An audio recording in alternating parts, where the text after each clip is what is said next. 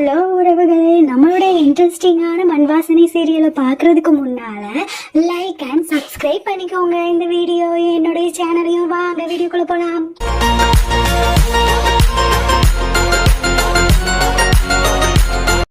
ஆனந்திக்கு பயங்கரமா உடம்பு சரியில்லைங்க. டாக்டர்லாம் வந்து பார்த்துட்டு அவங்க ரொம்ப ஸ்ட்ரெஸ்ஸா இருக்காங்க அப்படின்னு சொன்னோன்னா அவங்க மாமியாரும் எவ்வளோக்கு எவ்வளோ அவளை நல்லபடியா பாத்துக்க முடியுமோ அவ்வளோக்கு அவ்வளோ நல்லபடியா பாத்துக்கிட்டு இருக்காங்க. உனக்கு என்ன பிரச்சனைனாலும் சொல்லிடு அப்படின்னு உடனே அவ சொல்ற, உடம்புல பிரச்சனைனா சொல்லலாம், மனசுல பிரச்சனை சொல்ல முடியுமா அப்படின்ற மாதிரி. இங்க வந்துட்டு அவங்க அப்பாவுமே ஃபோன் போட்டு, ஜெகதீஷ் நம்ம ஆனந்திக்கு உடம்பு சரியில்லடா, கொஞ்சம் வரியா அப்படின்னு கேட்கும்போது, அப்பா நான் எவ்வளவு பெரிய வேலையில இருக்கேன் தெரியுமா, அவளுக்கு ஒன்னும் ஆகாது, மாத்திரை போட சொல்லுங்க அப்படின்னு சொல்லிட்டு இவளுடைய கள்ளக்காதலியை கூட்டிட்டு ஹாஸ்பிட்டலுக்கு வந்திருக்கான். ஏன்னா அவளுக்கு உடம்பு சரியில்லாம இருந்திருக்கும்.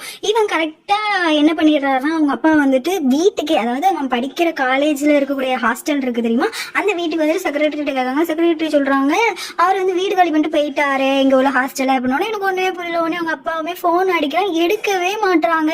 அந்த அவன் ஃப்ரெண்டு வரதை பார்த்துட்டு, எப்ப அவங்க எங்க இருக்காங்கன்னு தெரியுமா அப்படின்னா, தெரியும் உங்கள் வாங்க நான் கூட்டு போறேன் அப்படின்னு சொல்லிட்டு இவன் என்ன பண்றான்னா கூட்டிட்டு போறான்.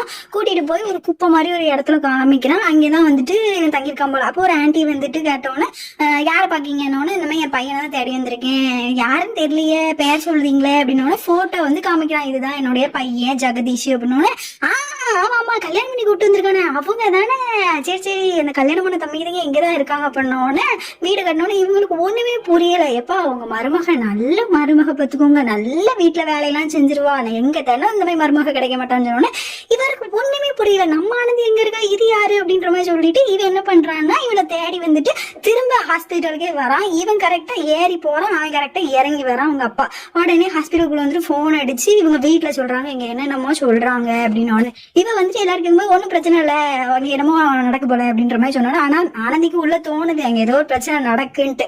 அதே மாதிரி இவன் என்ன பண்றான்னா, கள்ளக்காதலியான அந்த கௌரியை வந்துட்டு தூங்க வச்சுட்டு இவனுக்கு வந்து போன் வந்திருக்கு. அதை யார்கிட்டனா அவங்க அப்பாவுக்கு வந்து ஜெகதீஷ் கிட்ட இருந்து போன் வருது. அப்பா என்னப்பா சொல்லுங்க அப்படின்னா, நான் ஹாஸ்பிட்டல்ல இருக்கேன், உங்ககிட்ட கொஞ்சம் பேசணும், கொஞ்சம் நீ வந்துட்டு வெளியில வா அப்படின்னு சொல்லிட்டு இவன் போனை வந்து கட் பண்ணிடுறான். அதோட ஒரு கடலை தான் காமிக்கிறாங்க. அவங்க அப்பா வந்து இங்க நின்றுட்டு அந்த ஆன்டி பாப்டி வந்து சொல்லியிருப்பாங்க இல்லையா, அந்த மருமக அவங்களுக்கு கல்யாணம் ஆயிட்டுன்னு அதை யோசிச்சுட்டு இருக்கான். இங்க ஜெகதீஷுமே வந்துடுறான். ஏண்டா வெறிய வேலைன்னு சொன்னியே, நீ என்ன பண்ணிக்கிட்டு இருந்த அப்படின்னா, வேலையில தான் இருந்தேன் அப்படின்னா, யாரெல்லாமோ என்னெல்லாமோ சொல்றாங்க, அது உண்மையா அப்படின்னா, அதெல்லாம் ஏன்ப்பா நம்புறீங்க அப்படின்னு சொன்னாலும் ஒரு அடி சப்புன்னு அடைஞ்சுதான். இதெல்லாம் உனக்கு விளையாட்டா தெரியுதா, அவங்க என்னெல்லாமோ சொல்றாங்க, நீ என்கிட்ட போய் சொல்ல நினைக்காத, பார்த்தவங்க சொல்றாங்க, அது என்ன நான் பொய்ன்னு நினைக்க சொல்றியா அப்படின்னு. உடனே இவனுக்கு என்ன பண்ணனே தெரியல. உடனே சொல்லிடுறான், ஆமா இப்ப என்ன செய்ய சொல்றீங்க, எனக்கு ஒரு பொண்ணு பிடிச்சிருக்கு, நான் அவளை கல்யாணம் பண்ண போறேன் ஆமா அப்படின்ற உடனே ரொம்ப தைரியமா வந்து சொல்றான். இவங்க அப்பாவுக்கு அப்படி இந்த உலகமே சுத்துவேன் அந்த மாதிரி தலை சுத்தி நிக்கிறான். இவனுமே எனக்கு அவளைதான் பிடிச்சிருக்கு அப்படின்னு உடனே இவன் வந்து அங்கிருந்து ஒண்ணுமே பேசாம இவங்க அப்பா வந்து வந்துடுறான். உடனே இங்க வந்து ஆனந்தியை தான் காட்டுறாங்க. ரொம்ப சோகமா இருந்தோன்னா அவளுடைய பாட்டி, நம்ம பாட்டி இருக்கால, அவ வந்துட்டு ஆனந்தி சாப்பிட மாட்டியா அப்படின்னு உடனே ஊட்டி விடலாம் அப்படின்னு சொல்லிட்டு சாப்பாடை எடுத்து ஊட்டி விட போறா.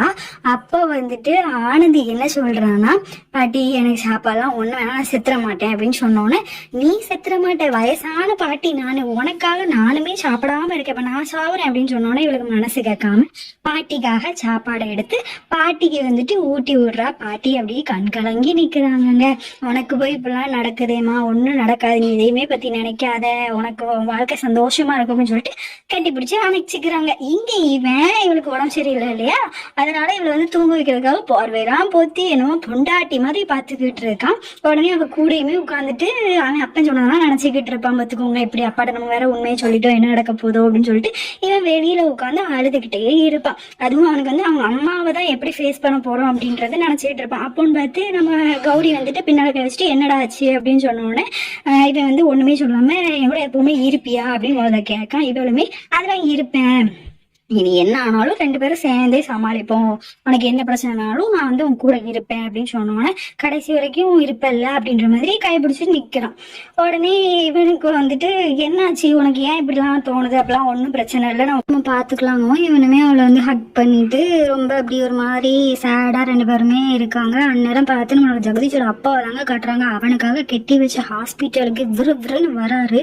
வந்து ஒரு கம்பியை எடுத்துட்டு போய் அந்த ஹாஸ்பிட்டலை திறக்க முடியாம டொம்மு டொம்முன்னு உடைக்கிறாரு. உடனே செக்ரட்டரி என்ன பண்றாருன்னா போன் அடிச்சு நம்மளுடைய பெரியப்பாக்கு வந்து போன் அடிச்சு சொல்லிடுறாரு ஜெகதீஷோட. உடனே இங்க இருந்து எல்லாரும் அடிச்சு பிறந்து அங்கே ஓடுதாங்க. இவர் என்ன பண்றாருன்னா ஹாஸ்பிட்டலுக்குள்ளேயே போய் அவங்க பையன் பேசின ஒவ்வொன்றையும் கேட்டுட்டு அவனுடைய நேம் போர்டு எழுதுன, அதாவது ஜெகதீஷ் சிங் அப்படின்னு சொல்லிட்டு ஒரு டாக்டர் நேம் போர்டு இருக்கும், அதை தூக்கிட்டு சட்டார்னு ஊர்லதுக்கு விசிட்டு அவர் வந்துட்டு அப்படியே பேய் பிடிச்ச மாதிரி நிக்கிறாருங்க. ஒரு கம்பி எடுத்து எல்லாத்தையும் தூக்கி போட்டு உடைக்கிறாரு. அந்நேரம் வந்து குடும்பத்துல உள்ளவங்க எல்லாரும் வந்துட்டு என்னடா ஆச்சு தம்பி தம்பின்னு அவங்க பெரியப்பா பிடிச்சி இழுக்கிறாரு. இவர் வந்து நாய் பேய் மாதிரி கத்துறாரு. அவங்க அம்மாவுக்கு ஒண்ணுமே புரியல.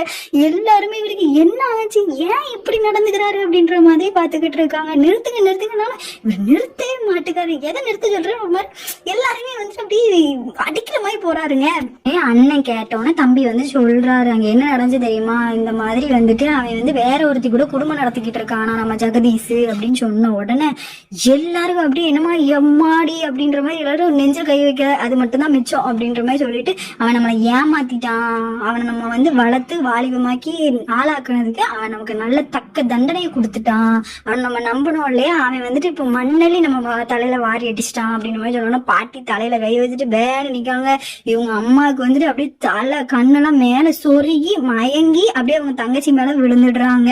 அழுதாங்க, கதறி கதறி அழுகுறாங்க. இங்க நம்மளுடைய ஆனந்திக்கு எவ்வளவு கஷ்டமா இருக்கும் கொஞ்சம் நினைச்சு பாருங்க. எல்லாருக்குமே எவ்வளவு கஷ்டம், ஆனந்திக்கு எவ்வளவு கஷ்டமா இருக்கும். அவ அப்படி தரையில உட்காந்துடுறா. உடனே உதயம் போய் அவங்க அத்தை தான் வந்து கவலைப்படாத அழாத அப்படின்னு சொல்லி ஆறுதல் படுத்துறாங்க. உடனே வந்துட்டு நம்ம ஜெகதீஷ் அப்பா வந்து கையெடுத்து கும்பிடுறாருங்க ஆனந்தியை பார்த்து. ஆனந்தி இங்க டோட்டலாவே செத்து போயிட்டா, நடபடமா தான் இருப்பா போல. இங்க ஜெகதீஷ் என்ன பண்றான்னா எங்கேயோ ஒரு இடத்துக்கு வரான். அந்த இடத்துலதான் கௌரியுமே உட்கார்ந்துருக்கா.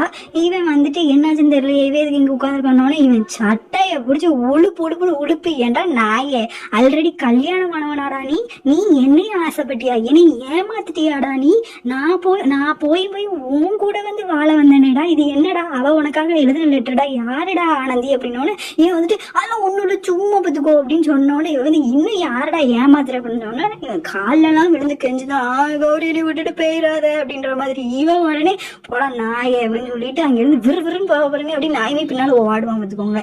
உடனே வந்துட்டு மன்னிச்சிருன்னு சொல்லிட்டு தரையிலே போட்டு அடிட்டு நினைச்சுக்கிட்டு இருப்பான். உடனே இவன் வந்துட்டு சாவுறதுக்காக கடலுக்கு போயிடுவான். கடலுக்கு உள்ள வரைக்கும் போய் சாவ போயிடுவான். அந்நேரம் பார்த்துட்டு ஆனந்தி என்ன பண்ணுவான்னா ஜெகதீஷ் அப்படின்ற மாதிரி கத்திட்டு வருவா. கடைசியில பார்த்தா அவன் வந்துட்டு கனவு மாதிரி படாருன்னு எழுச்சிருவா பார்த்துக்கோங்க. அந்த ஆக்கில இங்க காட்டுறாங்க மழை நல்ல பெய்யுது. நம்ம கௌரி என்ன பண்ணிக்கிட்டு இருக்கானா சரி ஜன்னல் அடப்போன்னு வரா. அங்க வந்து ஜெகதீஷ் வந்து நாய்கனுக்கு மழையில நனைஞ்சுக்கிட்டு இருக்கான். இவனுக்கு வந்து கவலையாதான் இருக்கு, இருந்தாலும் அவன் செஞ்ச பாவத்தெல்லாம் நினைச்சு விட்டுறான். இவன் வந்து அப்படி பேனு அந்த மழையில வந்து நனைஞ்சுக்கிட்டே இருக்கான். அப்போ உடனே பக்கத்து வீட்டுல காரவங்கள வந்துட்டு காலையில வந்து சொல்லிக்கிட்டு இருக்காங்க, ஏமா இந்த மாதிரி ஒரு அவனுக்கு வந்து உடம்பு சரியில்லாம இருக்குமா ஹாஸ்பிட்டல் சேர்த்துக்காங்க. இவன் படப்படப்படன்னு ஓடி போய் பார்த்தா ஹாஸ்பிட்டல் வந்து இவன் வந்து படுத்து கிடக்கான். உடனே இவன் வந்துட்டு நீ வந்துட்டியா ரொம்ப ரொம்ப நன்றி அப்படின்னு கௌரி பத்தி சொல்றான். கௌரி சொல்றான் நான் வந்து ஒரு மனிதாபிமானத்துக்காக தான் வந்தேன், வேற ஒரு இதுவும் இல்லை அப்படின்ற மாதிரி சொன்ன உடனே ஜெகதீஷ்க்கு வந்துட்டு ஒரு மாதிரி கஷ்டமா இருக்கு. அவன் சொல்றான் நீ இல்லாம என்னால வாழவே முடியாது கௌரி, பிளீஸ் என்னை விட்டு போகாத அப்படின்னு சொன்னோடனே இவளுமே இதை வந்து வேற யார்கிட்டயாவது சொல்லு அப்படின்ற மாதிரி சொன்னோன்னே ஓடி போய் காலில் எல்லாம் விழுறாங்க. உடனே வந்துட்டு அவனையுமே தூக்கி வச்சுட்டு சொல்லும் போது அவன் சொல்றான் நீ இல்லைன்னா நான் செத்தே போயிடுவேன் அப்படின்ற மாதிரி சொல்றான். உடனே கௌரிக்குமே வந்துட்டு ரொம்ப கஷ்டமா இருக்கு. உடனே வந்துட்டு என்ன பண்றதுன்னு தெரியாம ரெண்டு பேருமே அங்கேயுமே சேர்ந்துக்கிறாங்க.